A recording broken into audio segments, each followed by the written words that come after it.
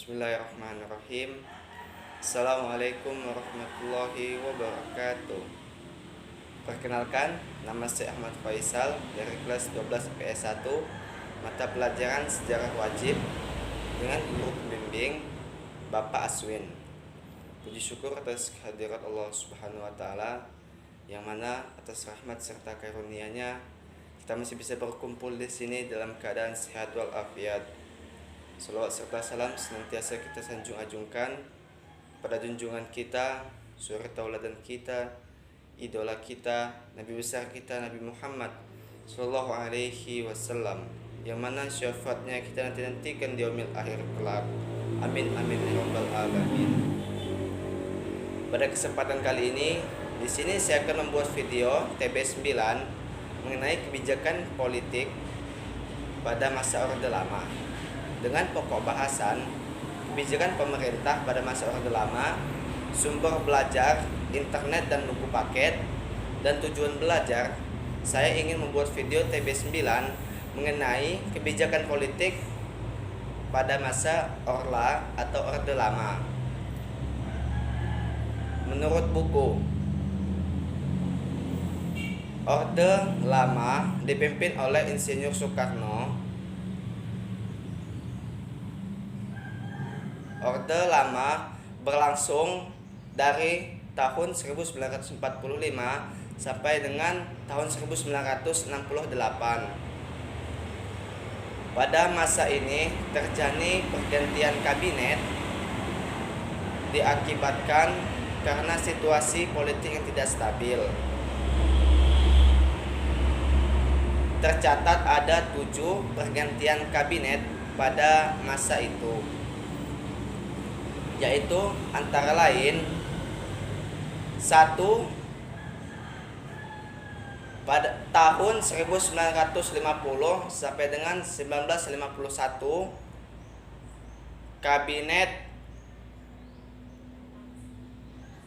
Kabinet Muhammad Natsir. Yang kedua tahun 1951 sampai dengan 1952 Kabinet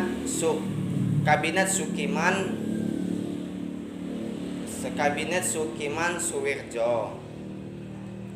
Yang ketiga tahun 1952 sampai dengan 1953 Kabinet Dilopo. Yang keempat tahun 1953 sampai dengan 1955 Kabinet Ali Sastro Mijojo I.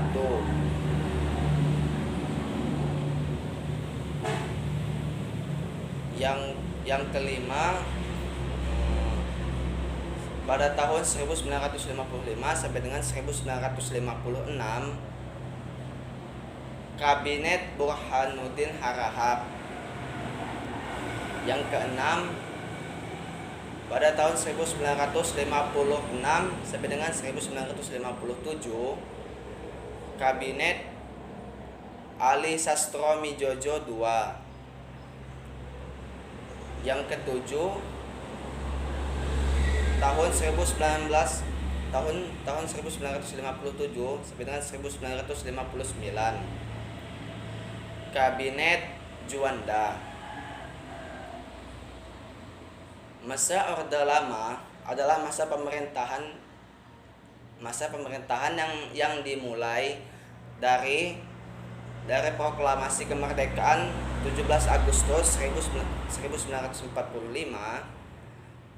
sampai dengan masa terjadinya gerakan 30 SPKI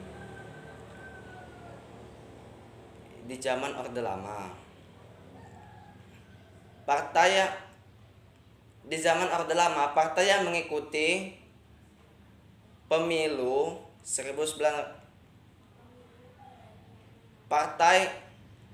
pada masa Orde Lama, partai yang mengikuti pemilu sebanyak lebih dari 25 partai peserta pemilu. Politik dramatis mengubah kebijakan luar negeri dan dalam negeri. Dari jalan yang ditempuh Soekarno pada akhir masa jabatannya. Salah satu kebijakan pertama yang dilakukan Soekarno adalah mendaftarkan Indonesia menjadi anggota PBB lagi. Politik luar negeri Indonesia pada awal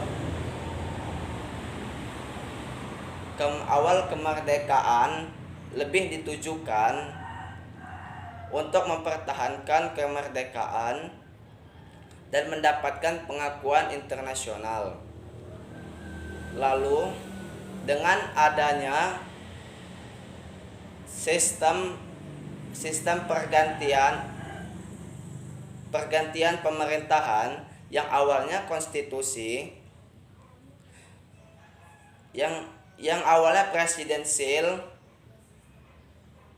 ke sistem pemerintahan parlementer dengan PM Natsir sebagai perdana menterinya. Lalu PM Natsir membawa arah kebijakan politik luar negeri Indonesia semakin jelas. Natsir lebih memilih melakukan jalur diplomasi dibandingkan dengan kekuatan senjata yang menghasilkan perundingan Linggarjati dengan pihak Belanda. Awal mulanya pemerintahan parlementer dipicu dari mosi integral Muhammad Natsir. Pada 16 Agustus 1950, Presiden Soekarno membubarkan Republik Indonesia Serikat atau RIS dan mengembalikan Indonesia ke negara kesatuan dengan Undang-Undang Dasar Sementara 1950 sebagai landasan konstitusinya.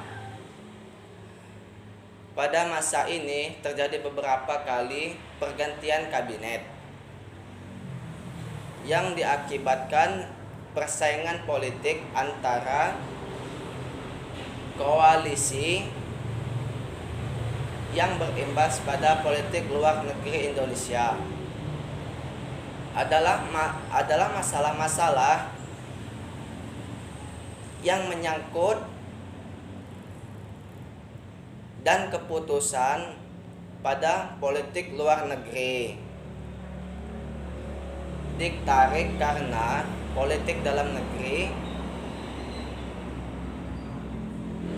maka kesimpulan pada Orde Lama adalah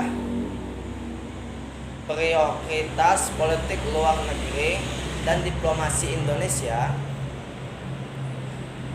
lebih ditujukan kepada segala macam bentuk penjajahan di atas dunia dan menciptakan perdamaian dunia dengan politik bebas aktifnya.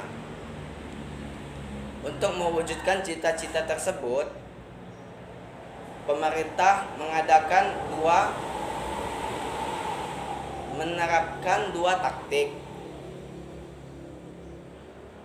yaitu satu, cara pertama dimulai dengan perjuangan fisik yang didasari oleh keyakinan bahwa kemerdekaan penuh Indonesia dapat dicapai melalui konfrontasi tanpa mengenal kompromi dengan negara-negara penjajah. Cara kedua adalah dengan diplomasi sebagai alat yang dipakai untuk menjamin penyerahan kedaulatan. Pemerintahan Indonesia menyadari bahwa cita-cita bangsa tidak akan tercapai tanpa diplomasi dengan memperoleh dukungan dan pengakuan internasional. Menurut saya, Orde Lama dalam sejarah politik Indonesia merujuk pada pemerintahan Soekarno yang berlangsung dari tahun 1945 hingga 1965. Masa Orde Lama merupakan masa pemerintahan yang dimulai dari proklamasi kemerdekaan pada 17 Agustus 1945 sampai dengan masa terjadinya pergerakan G30 SPKI. Kesimpulan, Indonesia menentang segala bentuk penjajahan dan menciptakan perdamaian dunia dengan politik bebas aktifnya. Baiklah, mungkin itu saja yang bisa saya sampaikan. Apabila ada kesalahan kata, saya mohon maaf. Kepada Allah, saya mohon ampun. Billahi taufiq wal hidayah. Assalamualaikum warahmatullahi wabarakatuh.